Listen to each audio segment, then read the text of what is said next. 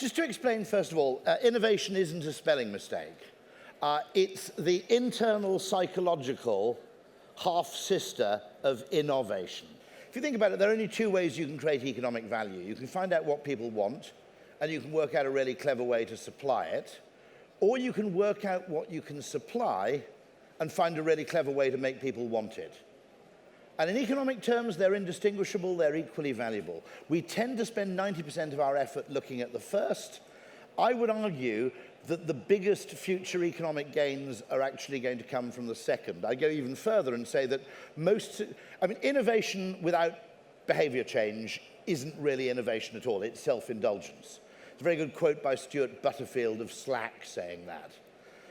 And I would argue that the biggest determinant of what succeeds and what fails is now psychological, not technological.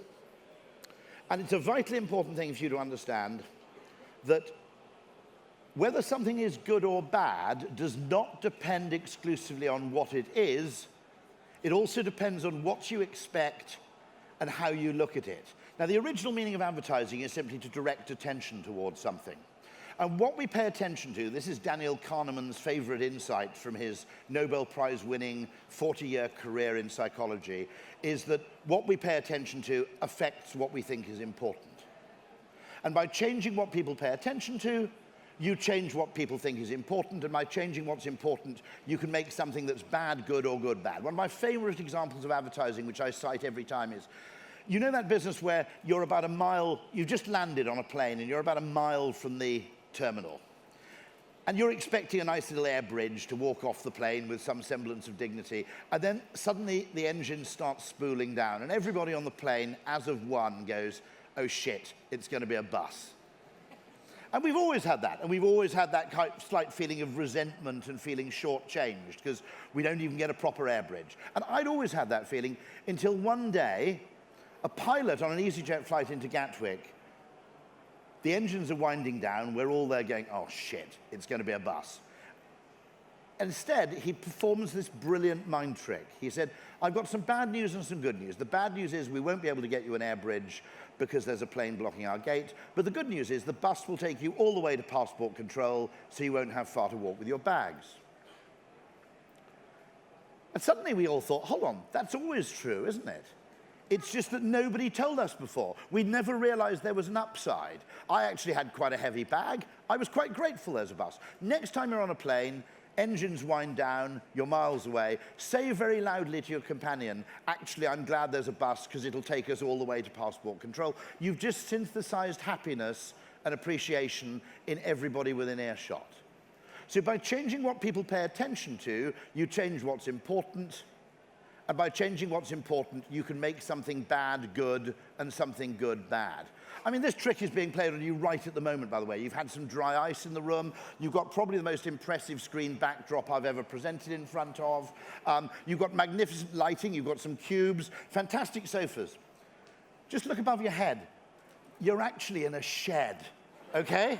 Right, look at the roof. You haven't noticed that, have you? You're in a bloody shed, okay? Without all this, you'd be sitting there going, oh my God, it's like being in prison.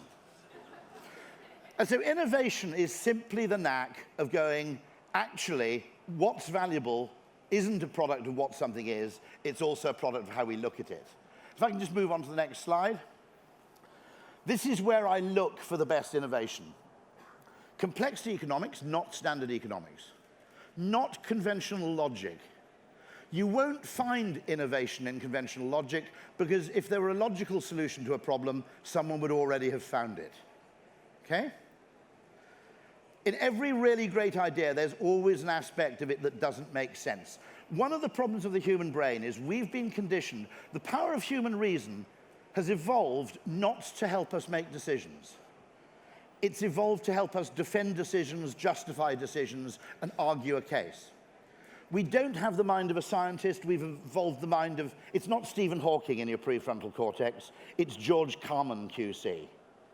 We've evolved a faculty of reason to argue, not to reason. And what that means, which is good news for any Remainers among you, is that just because something's reasonable doesn't mean it's right, and just because something's unreasonable doesn't mean it's actually wrong. You're wrong to absolutely judge decisions on how convincing a reason for that decision may be. Now, it's incredibly hard in a business culture which values reason above everything else to get that across. But in a world of complete uncertainty, we have to get used to this. I also look for evolutionary psychology, and I look for what technology makes possible. And I describe what we do as the science of knowing what economists are wrong about. So essentially, there are loads and loads this isn't the Middle Ages, okay? There's no shortage of people deploying reason and logic, conventional reason and logic. There are probably people from McKinsey crawling all over your company doing that at this very moment. What's actually become really valuable is actually non-reason and non-logic, the kind of alchemy which comes from things that make second-order sense, not first-order sense. And I hope to give you a few examples of this coming up. What economics and what conventional logical thought is a tube map. And we crave the illusion of certainty. In fact, about 50% of business activity, I think, is just creating the false illusion of certainty. A large amount of big data, I would argue, is actually misdirected effort to create a kind of certainty which in a real world can't exist. If you wanted advice on this, watch Amy Chen's TEDx talk, where she describes how big data actually destroyed Nokia. They had lots and lots of data points which said that the world's population would only spend so much on a mobile phone. Amy Chen was an anthropologist in a very poor part of China, and she said, when the phone is a smartphone, all those rules go out of the window. And they said, yes, but you've only got 100 data points, we've got thousands. But remember that all big data comes from the same place. It comes from the past.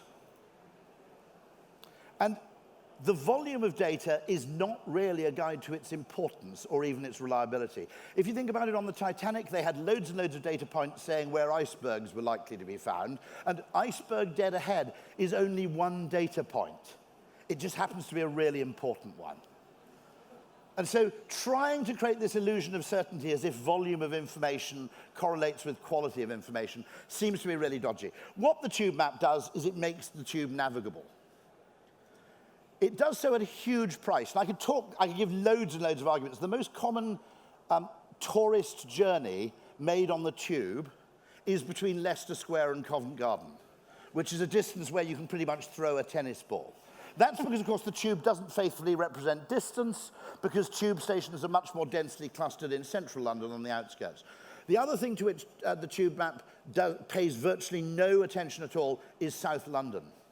Because for historical reasons, South London runs on rail, North London runs on the tube. If you want to buy a property bargain, just go and move to Herne Hill, okay? So people move from Fulham to Herne Hill. Because on the tube map, they always thought that Fulham was central. It's not, it's practically fucking Bristol, if you ask me, okay? And they thought that Herne Hill, which wasn't on the tube map, and because it had hill in the name, they were moving to the outer darkness. They discovered on their first day at work that their commute was 50% shorter than it had been from Fulham. But the tube map creates this fundamental distortion. And economics is exactly the same. It's very, very good at certain things, but there are South London problems, as I call them, where economics is an absolutely hopeless and misleading guide to everything. And we've got to learn to distinguish between when economics is actually useful and when it's dangerous. And this is exactly my point. There are situations where you want to be economically logical and predictable. Air traffic control is one of them.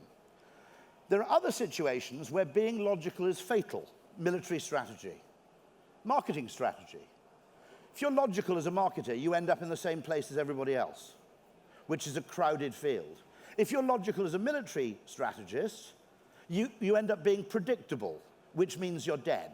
You know, if you got procurement to organize the D-Day landings, they would have insisted on crossing between Dover and Calais to minimize fuel costs, okay?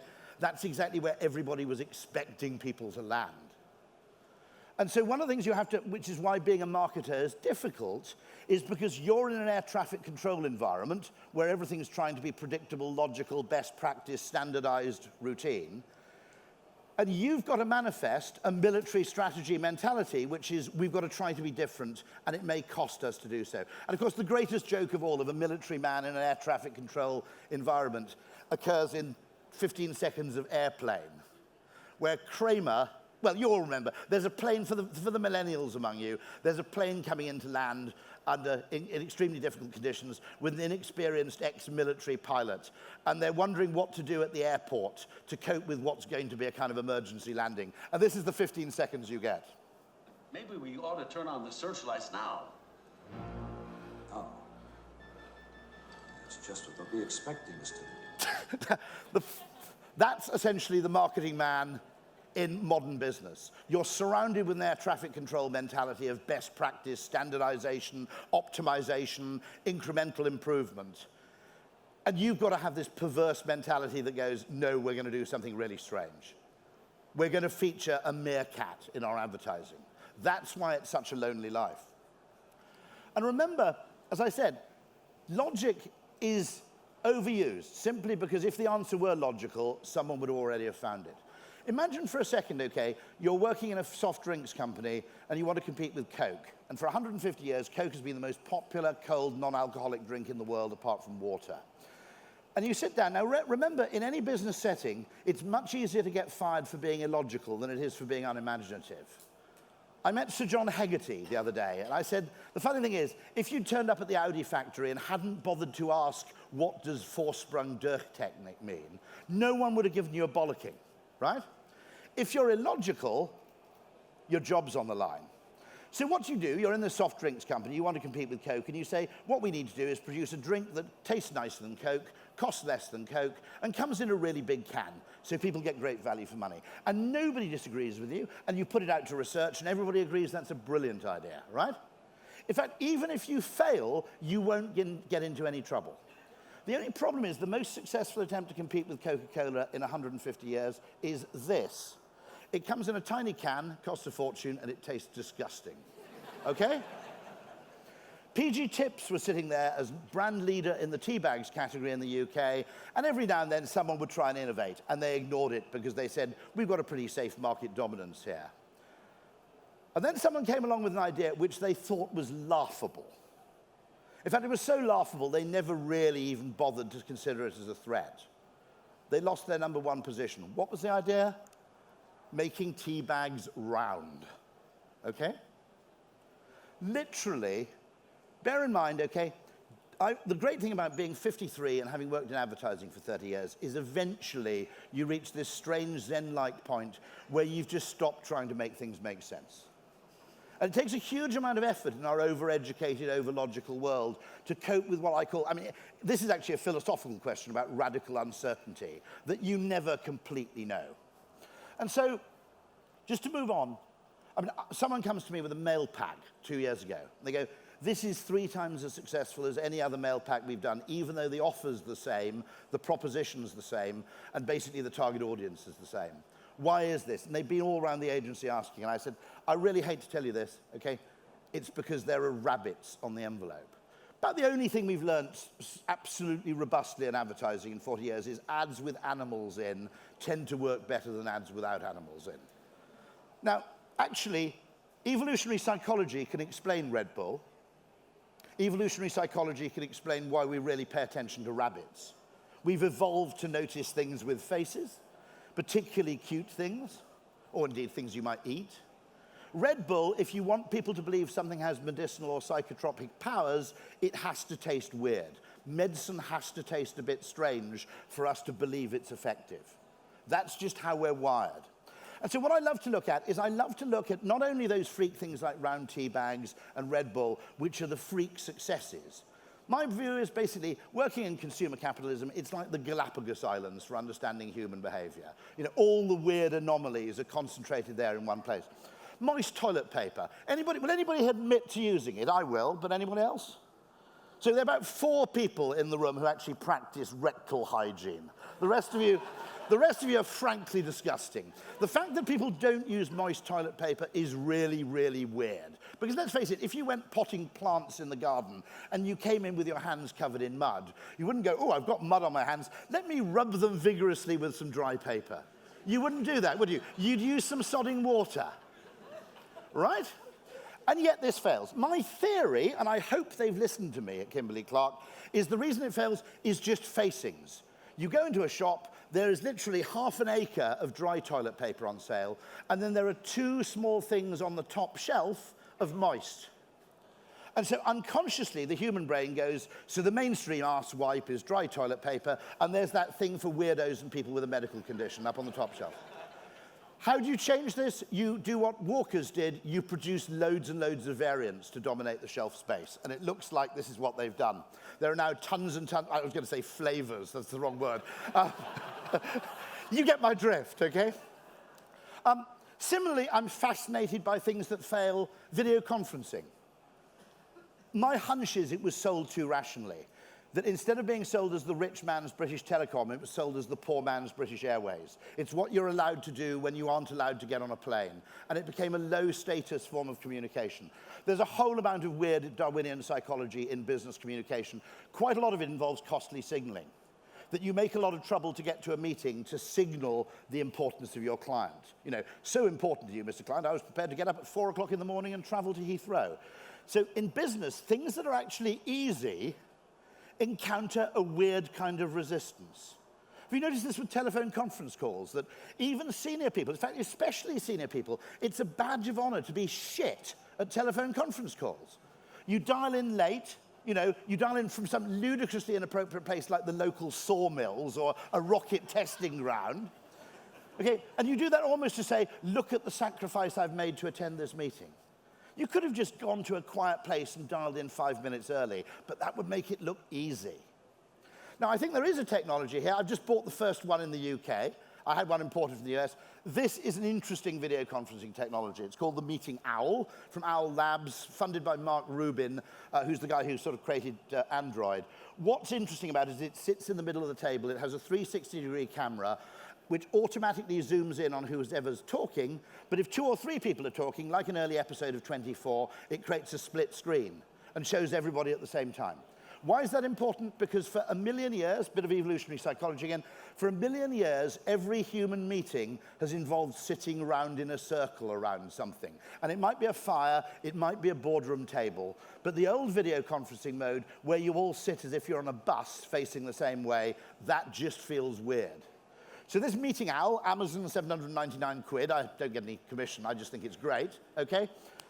This thing might be a game changer in terms of remote working. Remote working, by the way, is fantastic. The only problem is it's easy.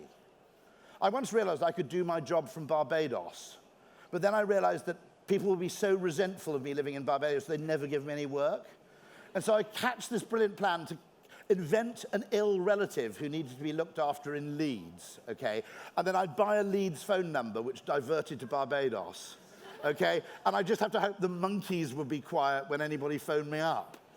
So this is the sort of weird, oblique, non-logical, non-rational stuff you have to understand when you innovate as well as innovating. We're wrong about things. Just because something looks logical doesn't mean it's true. You've got to be really careful about this. I didn't have time to give a whole talk about ergodicity, because it'll do your heads in anyway. It does my head in. 1 times 7 doesn't equal 7 times 1. Not in marketing. It might in maths, it might in physics. In economics and in marketing, genuinely, it often doesn't. I've argued against high speed too. I've said high speed 1 is a great idea, because one person saves an hour 200 times a year. If you live in Canterbury, commute to London, one person saves an hour 200 times a year.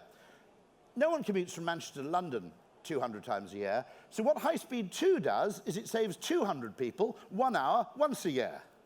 Now, they're extreme examples, but I think you'll agree they're not the same. It's not worth spending 60 billion quid to save lots and lots of people 1 hour very infrequently.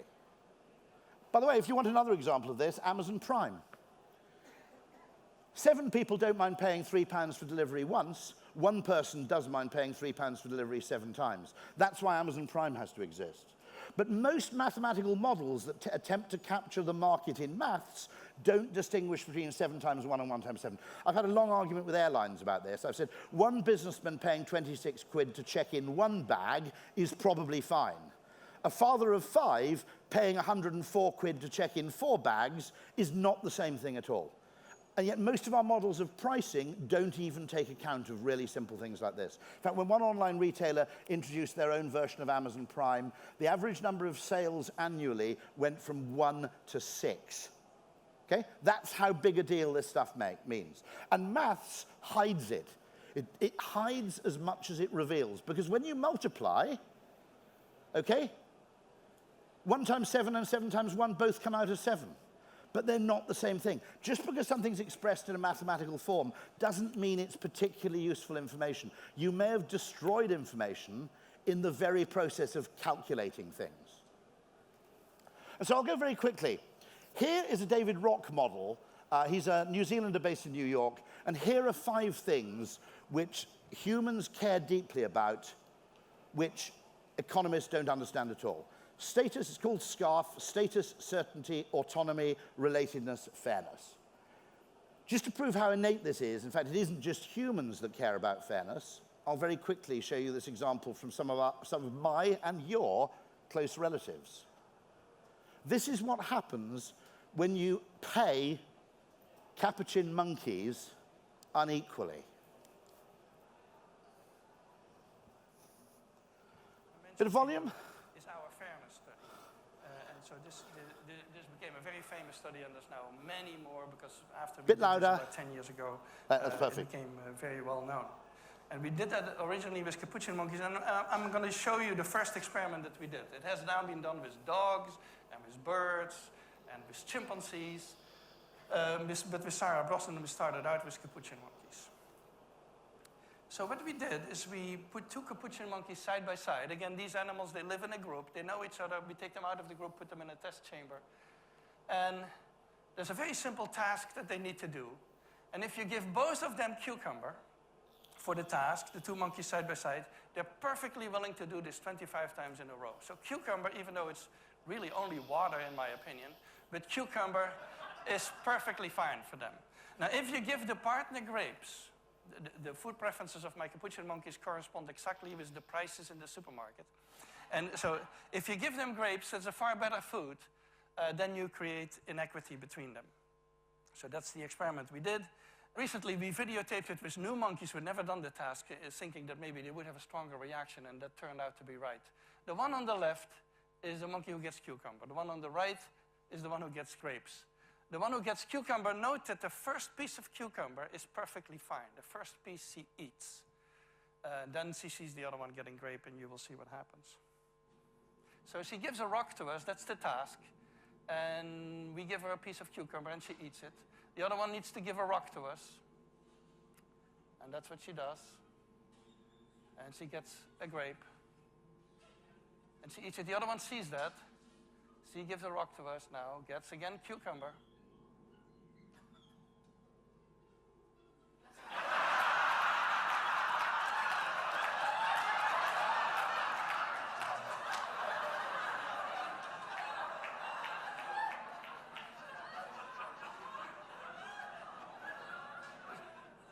She tests the rock now against the wall. She needs to give it to us. And she gets cucumber again.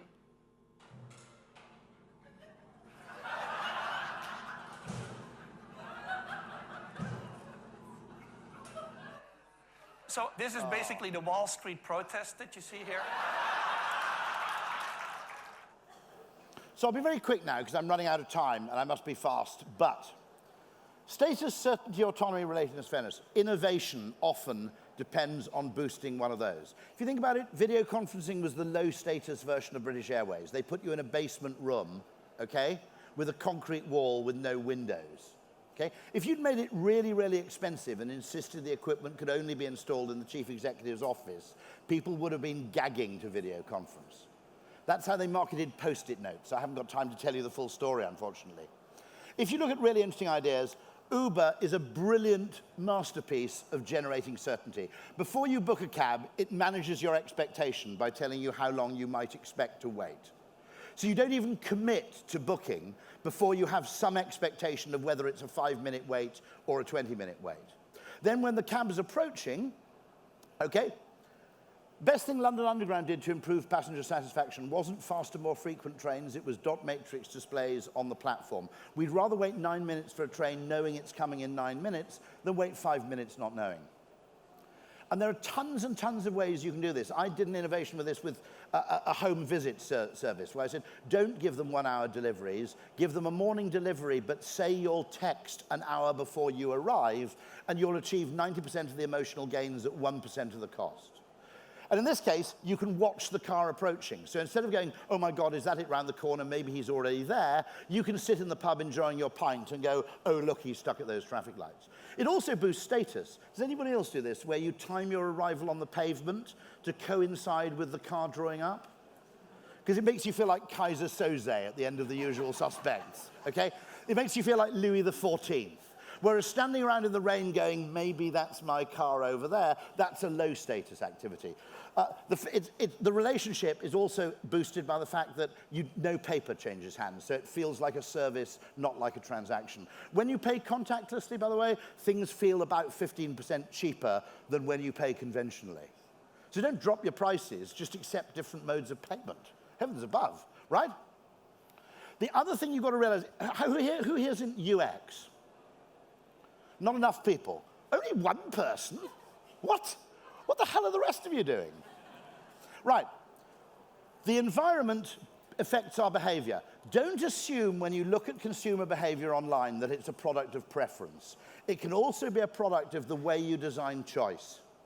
Restaurants want you to drink wine because you can mark up wine like a bastard, right? You can't charge 30 quid for a glass of Johnny Walker Red because people know what it costs in the shops.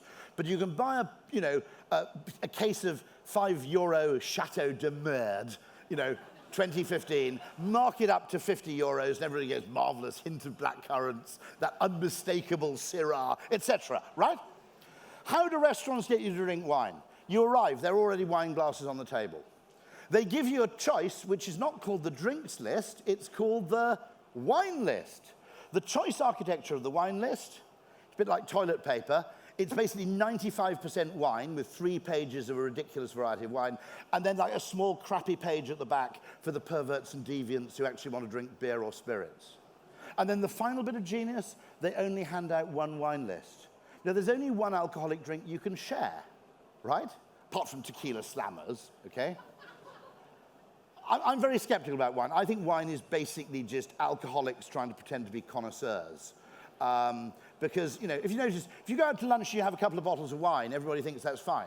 If you go out to lunch and have tequila slammers all afternoon, you get reported to HR, okay? Now, the final thing is they hand out this 1 wine list. So the guy with the wine list has to turn to the table and go, red or white, at which point it's game over for the gin drinkers. And it's really, really easy to think that what people are doing online is a guide to what they want to be doing rather than the product of your choice architecture and choice design. I made this discovery in pizza recently. I said, every single person who orders a pizza practically demands it in 30 minutes or less.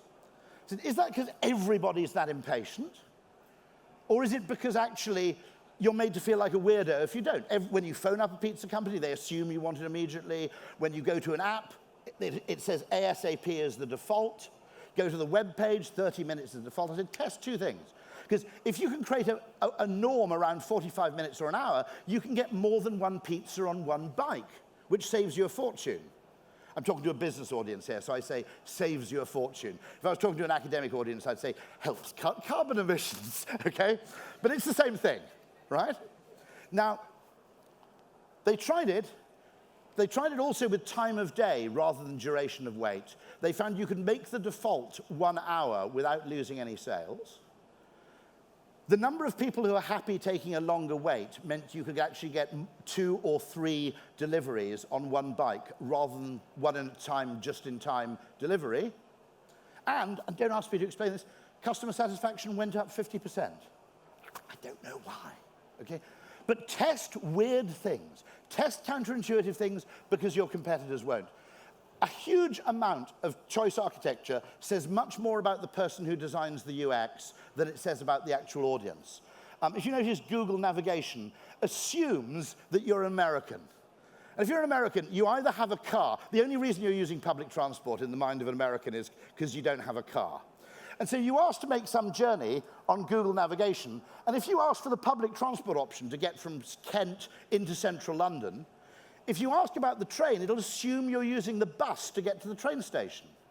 When in fact what everybody does is you drive to a train station and you catch a train. But Google does not allow you to search for a mixed car-train journey because it's designed by septic tanks, okay? And they assume, well, the only reason you'd possibly use a bus is because you're, like, really poor or something, okay? Air travel is destroying itself because it makes it too easy to choose on price and too difficult to choose on anything else. Because at the time you're making the choice, the price factor is too salient. You need to have yield management that shows other things, like free Wi-Fi on the flight. You need to do clever offers, like kids go half price, so you reduce the price for leisure travelers, but not for business travelers. But instead, it's dominated by economic thinking. Rail travel is dominated by the idea that the only human motivation is to get there as quickly as possible. I had to get to Bath on the 31st of August, and what I found is, weirdly, there are trains from Waterloo that go direct to Bath that cost about a quarter first class, that it costs second class to go from Paddington. You couldn't find them because the algorithm assumed that you really cared about 20 minutes on your journey. So I must finish very quickly here, okay? Test weird things. Test the opposite of what you think is logical. If something isn't selling, try putting the price up. Next thing, watch the Valley Vice. And this is my last point, so I can reassure you on this. The Valley Vice, most people who work in tech are highly introverted, and they see their task as the removal of human intervention in anything where it's found, and its replacement by algorithms. And they do this naughty thing where they go, we'll take a human job, we'll define its function very narrowly, and we'll replace it with an automated alternative. So Hotel Doorman, this is a sort of specious example. His job is to open the door, we'll replace him with an infrared automatic door opener, job done. Forgetting the fact that actually the role of the hotel doorman is only peripherally. It's about recognition, it's about status, it's about security, it's about opening taxi doors. It's about doing loads and loads of things that aren't just opening the door. And there's a huge tendency of tech to take one part of a complex system, optimize it, reimpose the optimized alternative on the whole system, and assume you've improved the system as a whole. Now, in advertising, this is particularly potent. There are two kinds of messaging. There's messaging and there's signaling. Messaging, when you have complete trust, is how do I get that information from one place to another place as cheaply and as well-targetedly as possible? That's all that matters in messaging.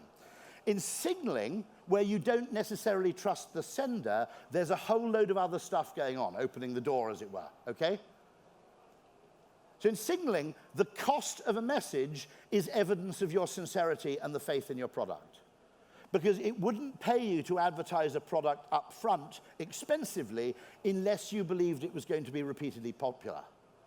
Now, Peacock's tail is an example of signaling. The female peahen goes, the fact that he can carry that thing around on his back entirely for decorative purposes at great expense to him and yet still function as a bird means he's got some pretty good genes. A lot of consumer luxury goods expenditure is proof that you can afford to do something impractical. Okay? It's actually proof that you have resources to spare. Now, very, very quickly, if we just click on the word trust, indiscriminate advertising is more trustworthy than targeted advertising. Here's a model done by my friend Don Marty. The green lines are honest signals, the red lines are lying signals, dotted amongst the customers are norm enforcers, people who actually will punish the messenger if they're lied to. Now, if you think about it, if you advertise in a magazine, you may not know much about, for example, practical woodworking. And so advertisers could lie to you very successfully because you don't know enough to know. But what you do know is the people reading practical woodworking include some of the most expert people in that field, and if you lie to them, they'll call you out. What you see, and bear in mind this model runs fresh every time, the honest signalers tend to do long-range communication, non-targeted. The dishonest signalers, to avoid norm enforcers, tend to do highly targeted advertising.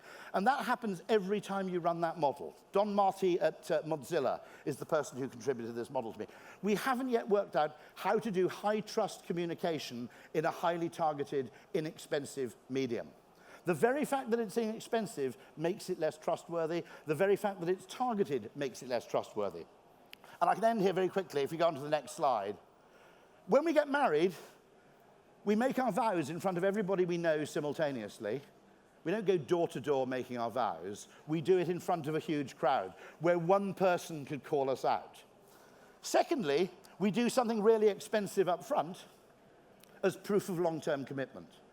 You can only afford to advertise if you believe you have repeat customers, because it won't pay if you only sell to everybody once. As a result, consumers instinctively infer that expensive advertising is therefore more of a mark of seller confidence and seller quality than inexpensive advertising is. Yet by taking that Dorman vice, the Valley vice, everybody's busy trying to make advertising more targeted and more efficient, and the price they're paying is they're making it less trustworthy and creating a haven for dishonest advertisers. So that's basically me, except to say one more thing. And I'm driving you nuts, right? It is a convenient lie spread with the connivance of media agencies and Facebook and Google that modern advertising is all about the targeting. Modern advertising is still mostly about the creative. The biggest effects you'll have will be with a big creative idea. Presenting something in a different way, saying the bus will take you all the way to passport control. Those are the things which are game changers. After a time, the quest for targeting gains is incrementalism. And it's a convenient lie which I think involves the mutually beneficial connivance of both media agencies and digital media owners to pretend that advertising is no longer a creative game. It's all about nerdish algorithms. And it's no more true now than it was 50 years ago. And yet, the reason these algorithms are so important is because many people, if you want to keep your job, improving something by 3% every year, with the help of some bots where necessary, will keep your job much longer than doing something which has bigger gains but with a degree of uncertainty attached. And Kelly the dolphin was a wonderful experiment where they trained a dolphin to recover rubbish from the bottom of the pool. And every time she brought up a bit of rubbish from the pool, she was given some fish. And after about 10 or 15 goes at this, she discovered a huge bit of rubbish. What did she do? She hid the huge bit of rubbish under a rock at the bottom of the pool, and whenever she wanted some fish, she bit off a little bit of the rubbish and took it back in exchange for some fish. That's what people are doing essentially in much digital advertising. They're deliberately practicing small-scale, slow incrementalism, partly because, of course, it's what gets you a nice clap on your next earnings call. They're throwing away the far larger gains that are lying in wait from psychology and from creative ideas, and they're playing an incrementalist game like Kelly the dolphin because it keeps their jobs and generally makes them look impressive. It's pissing away enormous amounts of economic value, and this is and should... By the way, most online ads are not written by a copywriter. The media agencies get some supplier to write them as a favor. That's why partly people hate online advertising so much, because nobody who really cares about it has actually produced it. So that's me. I think I need to end now because you're going nuts, except with one final point. This choice architecture stuff is much bigger than we think. If you want diversity in your company, change the choice architecture of recruitment. Don't set quotas, don't set rules, hire people in groups. The human brain instinctively goes for variety when you choose people in groups. It goes for conformity when you choose people one at a time. The insights from this field can be taken elsewhere. There are always fantastic opportunities for finding something out in this field which can be applied somewhere parallel where we've never even noticed it. Thank you very much indeed. Thank you.